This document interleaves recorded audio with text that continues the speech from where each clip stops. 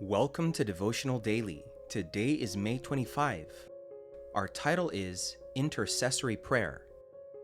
Is anyone among you sick? Let him call for the elders of the church and let them pray over him, anointing him with oil in the name of the Lord. James 5:14.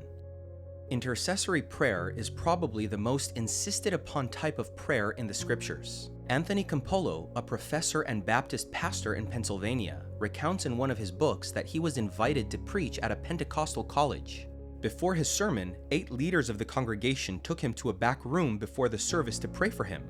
Inexplicably, one of the men began a long prayer that had nothing to do with the purpose of the meeting. "Lord," the man said, "you know Charlie Stoltzfus. He lives almost 2 miles from here. You know the silver trailer he lives in on the right side of the road.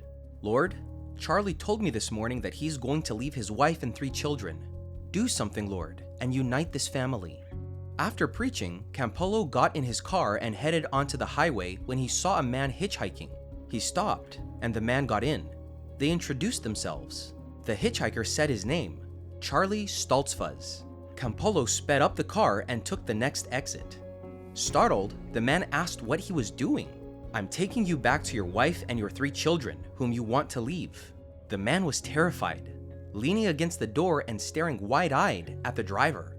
He was even more terrified when the car stopped in front of the silver trailer. "Who told you I live here?" "God told me," replied Campolo. His wife came out to meet him.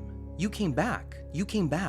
The man whispered something to his wife's ear, and now she was the scared one. They went inside the trailer, and Campolo, with authority, ordered them to sit down and to listen what he had to say.